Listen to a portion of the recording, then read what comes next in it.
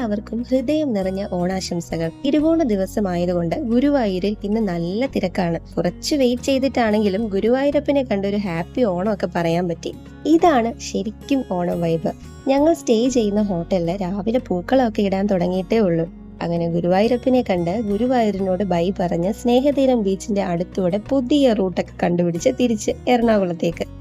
ഈ വഴി സൂപ്പറാണ്. ഒരു ചെറിയ ഗോവൻ വൈബൊക്കെ ഉണ്ട്. തിരിച്ചെത്തിയിട്ട് സദ്യ ഉണ്ടാക്കാനുള്ള സമയമില്ലാത്തത് കൊണ്ടും വിശന്നിട്ട് കണ്ണ് കാണാത്തത് കൊണ്ടും പാലാരി വട്ടത്തുള്ള ബൃന്ദാവനിൽ നിന്ന് ഒരു സദ്യ ബോക്സ് വാങ്ങി.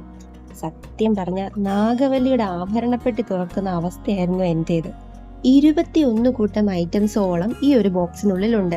പരിപ്പ്, പപ്പടം, സാമ്പാർ, ചോറ്, അവിയല്, തോരൻ, കൂട്ടുകറി, നാരങ്ങാച്ചാർ, മാങ്ങാച്ചാർ, പപ്പടം, 2 കൂട്ടം പായസം, അങ്ങനെ പോകുന്നു ലിസ്റ്റ്. ഇനിയും വെയിറ്റ് ചെയ്യാൻ എനിക്ക് പറ്റില്ല. അപ്പൊ നമുക്ക് ഓടിപ്പോയി സദ്യ വിളമ്പാം.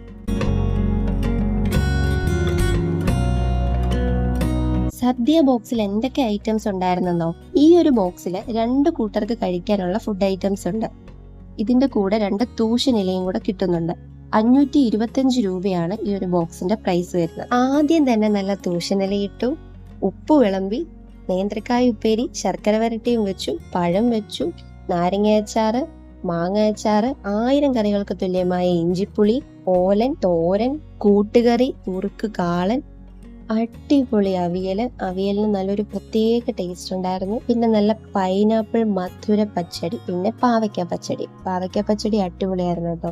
പിന്നെ ചോറ് വിളമ്പിയിട്ട് അതിന്റെ മുകളിൽ പരിപ്പ് കറി ഒഴിച്ചു, ചുറ്റും നെയ്യൊഴിച്ചു, എന്നിട്ട് പപ്പടം കൂട്ടി നല്ലൊരു പിടി അങ്ങ് പിടിച്ചു.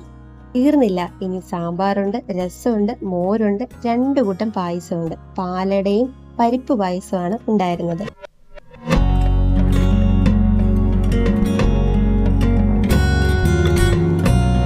ഈ ഒരു ബോളിയും ഇലയിൽ വിളമ്പി ഉപ്പും മാത്രമാണ് പുറത്തുനിന്നുള്ള ഐറ്റംസ്. ബാക്കി എല്ലാം ഈ ഒരു ബോക്സിനുണ്ടായിരുന്ന ഐറ്റംസ് ആണ്. ഇവിടെ എറണാകുളത്തുള്ള പായസക്കടയിൽ നിന്ന് വാങ്ങിയ ബോളിയാണ്. ബോളിയിലേക്ക് പാലടയും ഒഴിച്ചു, പരിപ്പ് പായസം ഒഴിച്ച്, പഴവും ചേർത്ത് എല്ലാം കൂടെ ഒന്ന് മിക്സ് ചെയ്ത് കുഴച്ച് കഴിച്ചു.